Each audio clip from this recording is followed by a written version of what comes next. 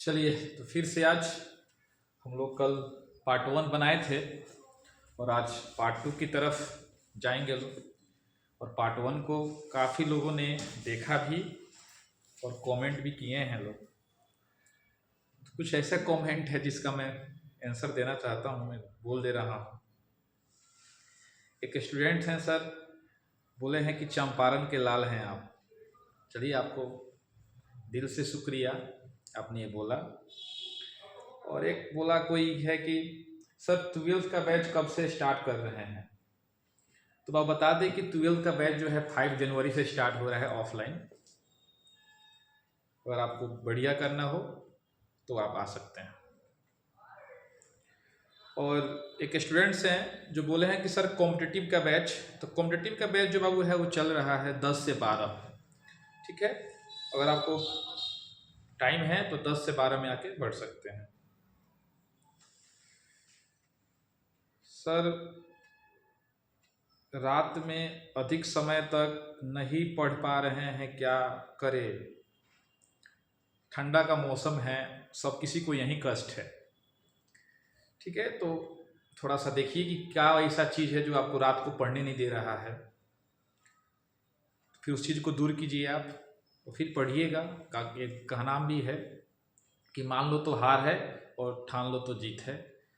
ठीक है, और हम तो बोलेंगे कि एक मंथ से आप जो है प्रयास करके पढ़े, क्योंकि 1 फरवरी से ही आपका एग्ज़ाम है। तो चलिए, हम उसी को लेकर आए हुए हैं पार्ट 2। और आपको बोले थे कि आप डेली नाइट में जो है सोने के वक्त जो है मेरा 5 मिनट 7 मिनट का वीडियो है जो आप देखिए कि हाँ क्या है कैसे है। अगर आप देखते हैं तो फिर क्लियर है। चलिए, आज हम पार्ट 2 को लेकर आए हैं आपके सामने। ये कहाँ, ये जो राइटर हैं ये कहाँ से बिलोंग्स करते हैं, ये आपके ऑब्जेक्टिव क्वेश्चन में पक्का पूछता है। और आप याद कर लेते हैं तो पक्का जो है आपका ऑब्जेक्टिव में जो है 4 से 5 नंबर ऑब्जेक्टिव क्लियर हो जाएगा। और आपके ही बोर्ड में एक्सप्लेनेशन आता है जो 4 नंबर का आता है, तो आप राइटर ने भी याद कर लेते हैं। ठीक है, तो आपका वह भी हो जाएगा। ठीक है, तो सबसे बढ़िया है कि आप इसको देख लें और आप इसको पढ़ाई करते रहें। ठीक है, तो आइए हम बताते हैं। महात्मा गांधी जो है कहाँ से बिलोंग कर रहे हैं, तो बाबू सबको ही जानता है। महात्मा गांधी बताए थे ना, जो कल्चर में महान होता है उसी को महात्मा गांधी बोलते हैं। और डू एंड डाई का नारा इन्होंने ही दिया था। ठीक है, वो असहयोग आंदोलन हो या दांडी यात्रा हो या किसी प्रकार की आंदोलन या सहयोग आंदोलन या सविनय अवज्ञा आंदोलन हो, ये सभी की भूमिका बहुत ज्यादा ही रहा है। ठीक है, इसलिए इनको हम कैसे भुला सकते हैं यार, क्योंकि इनको मालूम है, इनके बारे में हम लोग की मालूम है, पूरे वर्ल्ड को मालूम है इनके बारे में। ठीक है, इनको नाथूराम गोड्से ने गोली मारा था, ये भी आपको मालूम है। ठीक है, तो ये चीज याद रखिएगा। तो महात्मा गांधी जो है वो इंडिया से बिलोंग्स करते थे। ठीक है, ये आप याद रखिएगा, महात्मा गांधी कहाँ से बिलोंग करते थे? इंडिया से। ठीक है, जाकिर हुसैन भी जो है वो इंडिया के रहने वाले ही थे। मनोहर मालंगकर जो है वो भी इंडिया के रहने वाले थे। ये 3 आदमी जो था वो इंडिया का रहने वाला था। मैं एकदम लाइनिंग से लिख दिया हूँ। ठीक है, महात्मा गांधी, जाकिर हुसैन और मनोहर मालंगकर, ये 3 आदमी जो है हमारे इंडिया, हमारे भारत के रहने वाले थे लोग। ठीक है, तो आप याद कर लीजिएगा। मार्टिन लूथर किंग जो है वो अमेरिका के रहने वाले थे। ठीक है, मार्टिन लूथर किंग जो है वो कहाँ के रहने वाले थे? अमेरिका के रहने वाले थे। ठीक है, बेर्ट्रैंड रसल जो थे वो इंग्लैंड के रहने वाले थे। सवाल पूछेगा कि Mahatma Gandhi belongs to dash dash, कहाँ के रहते थे? तो इंडिया ऑप्शन होगा, इंडिया मारिएगा। ठीक है, अगला देखिए, सीगन ओया जो थे ये जापान के रहने वाले थे। ये कहाँ के रहने वाले थे? ये जापान के रहने वाले थे। ठीक है, ये याद रखिएगा, ये एग्जाम में सब पूछा जा सकता है आपसे। जर्मन ग्रियर जो थे वो ऑस्ट्रेलिया के रहने वाले थे। पूरा कहाँ के रहने वाले थे? ऑस्ट्रेलिया के रहने वाले थे। ठीक है, एल सराज जो है इंग्लैंड के रहने वाले थे। ये पूछ चुका है एग्जाम में 2 साल पहले, आप जाके देखिएगा और फिर पूछेगा। एची बिट्स भी जो थे वो इंग्लैंड के रहने वाले थे। ठीक है, और पियर्स एस बक बताए थे ना कि इंडिया के लोग बक बक करने में थोड़ा ज्यादा थुथुर होते हैं। तो जो है पियर्स एस बक जो है ये अमेरिका के रहने वाले थे, ये अमेरिकन है। अमेरिकन का मतलब होता है कि अमेरिका में रहने वाले लोग। इंडियन का मतलब होता है इंडिया में रहने वाले लोग। ठीक है, इंडिया कहेंगे तो देश का नाम आ जाएगा, ठीक है। एंटो चेकोवे जो थे वो रसिया के रहने वाले थे, ठीक है। बताए थे ना कि आंटी जी को चॉकलेट दिया गया, कहाँ शादी में प्रपोज किया गया, तो मैरिज प्रपोजल के ये राइटर थे, ठीक है। तो आप ऐसे कर कर इसको देख लीजिए, याद हो जाएगा, ठीक है। बात में यार। फिर देखिए पोएट्री सेक्शन में भी यही सेम है। जॉन डॉन कल बताए थे, जॉन डॉन बताए थे ना कि John Donne, Donne Donne Donne love किसको होता है, डॉन को होता है, मैं कल ही बताया था, ठीक है। तो यहां देखिए John Donne, love sweetest love I do not wait, ये राइटर है। ये बाबू इंग्लैंड के रहने वाले थे, कहाँ के रहने वाले थे, ये इंग्लैंड के रहने वाले, ठीक है। वॉल्ट व्हिटमैन जो है वो अमेरिकन थे, ये अमेरिका के रहने वाले थे, ठीक है। डब्ल्यू.एच. ऑर्डन जो थे वो इंग्लैंड के रहने वाले थे, कहाँ के रहने वाले थे, इंग्लैंड के रहने वाले थे। जॉन किट्स जो है वो इंग्लैंड के रहने वाले थे। वाल्टर डेला मार्क जो है वो इंग्लैंड के रहने वाले थे।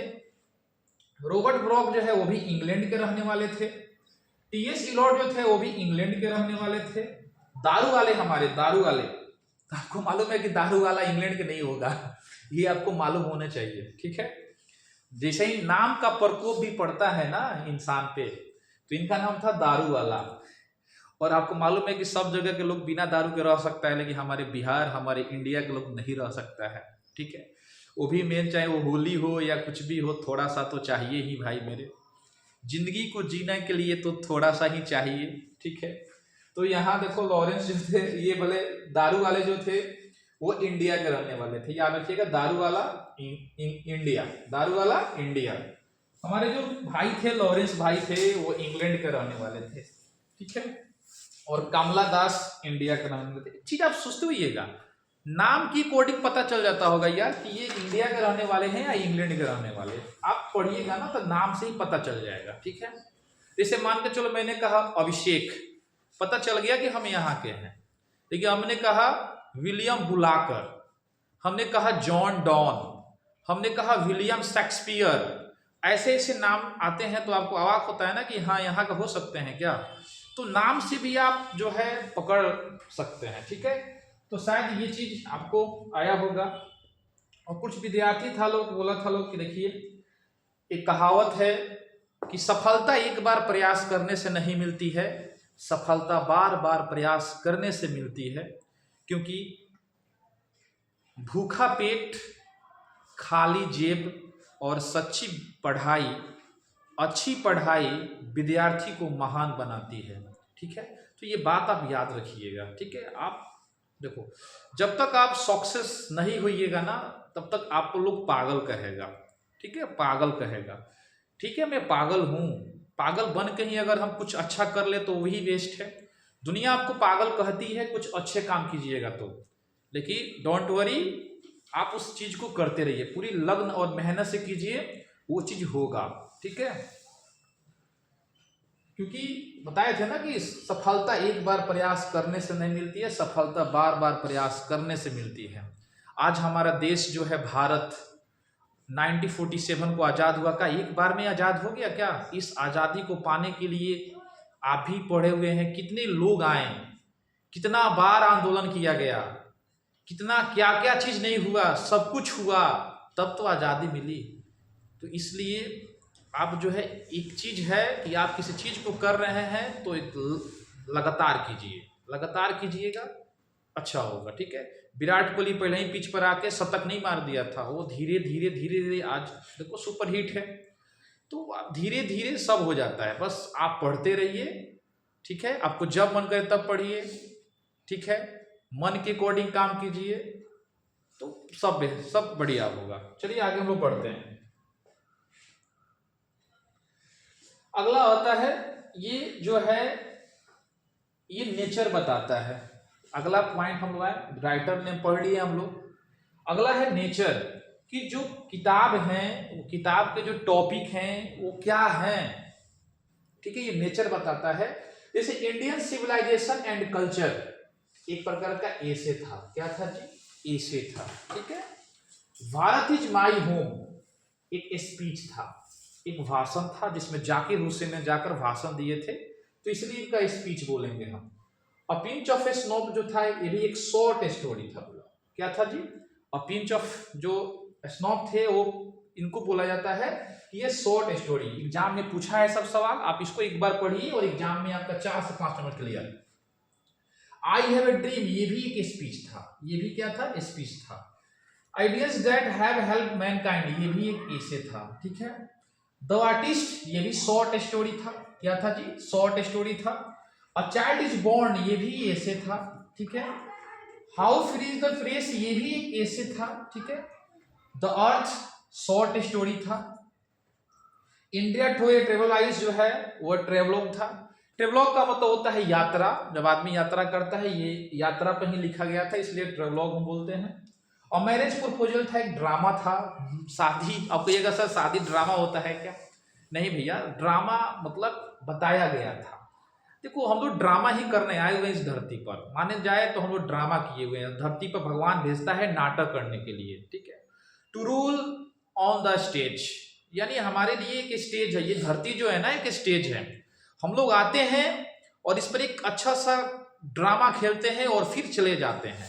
जिसका ड्रामा सुपर हिट हुआ उसका बेस्ट, जिसका ड्रामा जो है हिट नहीं हुआ उसका कोई नाम नहीं होता है, ठीक है। तो उसमें कह रहा है कि अ मैरिज प्रपोजल जो है एक ड्रामा है, क्या है जी, ड्रामा है, ठीक है। मैरिज, मैरिज ये जो है वाक कल बताए थे कि मैरी प्लस एज, शादी का उम्र, जिसका शादी का उम्र हो जाता है उसको उसी को मैरिज कहा जाता है। देखो देखा जाए ना तो मैरिज आप जहां भी कीजिए अच्छा से कीजिए, क्योंकि marriage depend on trust, marriage depend करता है ट्रस्ट पर, ठीक है। विश्वास है तो सब कुछ है, विश्वास नहीं है सब कुछ नहीं है, ठीक है।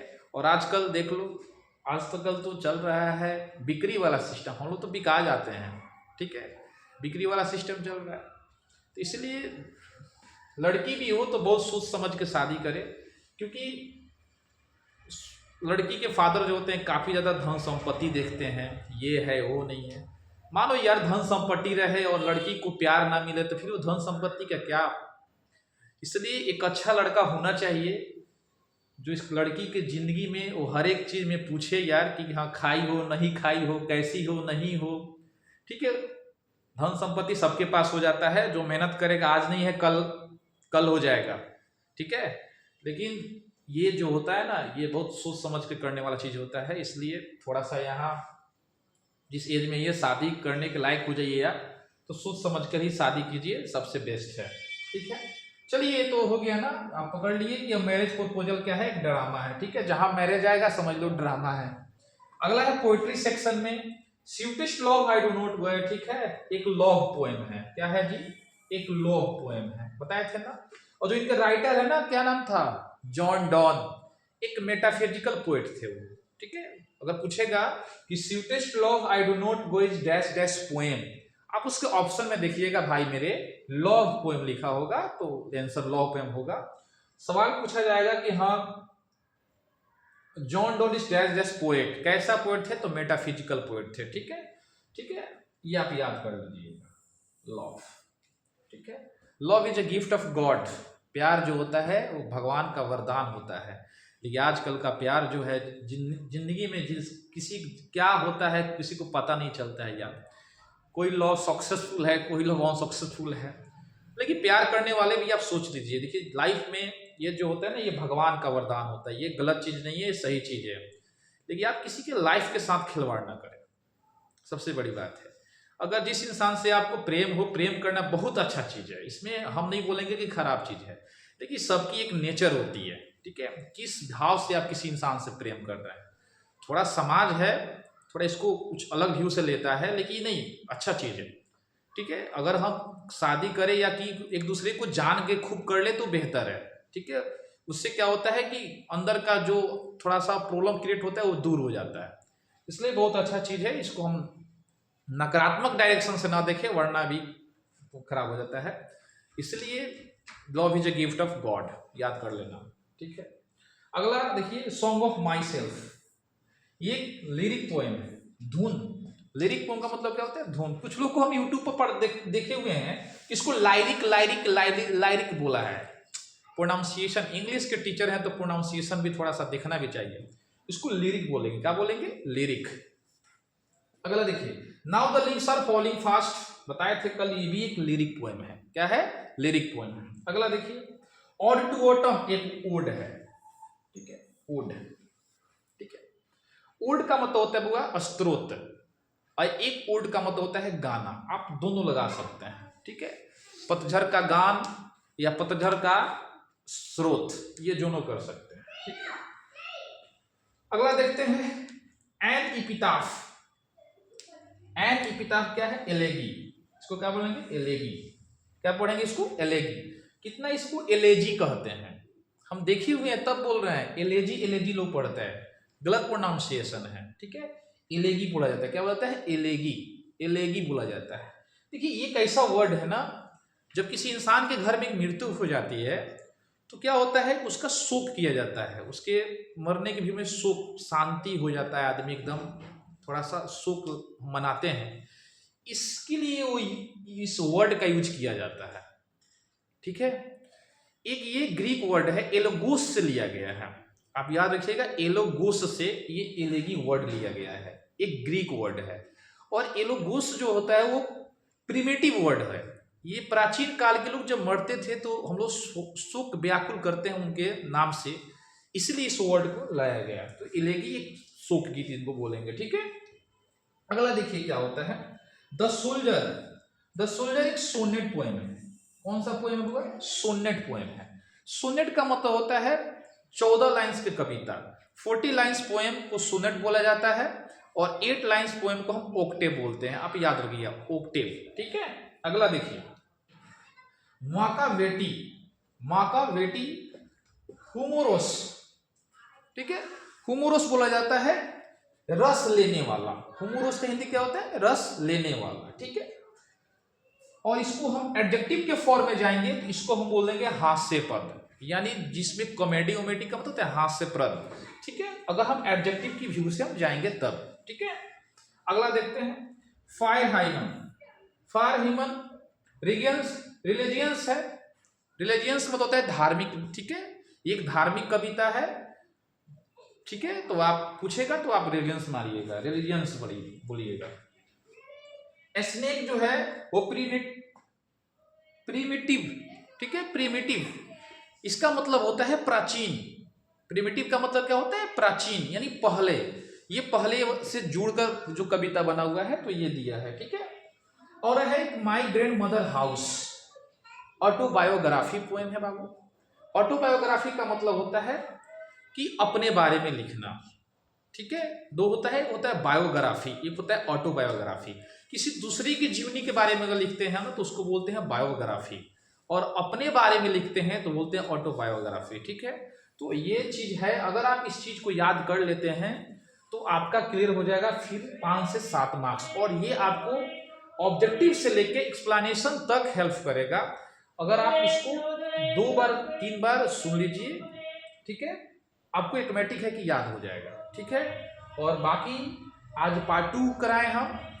वीडियो अच्छा लग रहा है आपको शेयर करते चलिएगा, शेयर कीजिएगा, क्योंकि पहला वीडियो का रिस्पांस बहुत ही अच्छा गया है।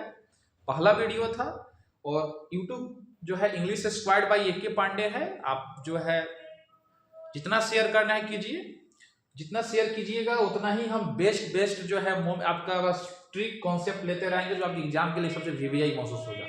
और कुछ स्टूडेंट्स का कहना था कि सर कॉम्पिटिटिव का बाबू हम ग्रामर भी पढ़ाएंगे, आप वेट कीजिए। हम ग्रामर वो पढ़ाएंगे जो ना ही यूट्यूब पर मिलेगा, ना ही फेसबुक, ना ही इंस्टाग्राम पर। मेरे पास ऐसा ट्रिक है, मैं 20-20 मिनट पर एक टॉपिक खत्म कर दूंगा। वो नारेशन हो, वॉइस हो, टाइम एंड टेंस हो, आर्टिकल हो, क्वेश्चन टैग हो, कॉम्बाइंड सेंटेंस हो, प्रोनाउन हो, एडजेक्टिव हो, जो भी है हम बोल रहे हैं ना 20 मिनट में खत्म करेंगे। बस आप शेयर कर चलिए और आपको आगे बहुत मजा आने वाला है, ठीक है। तो चलिए, जय हिंद, जय भारत, जय बिहार, जय चंपारण। शेयर करते रहिए। चलिए, थैंक यू।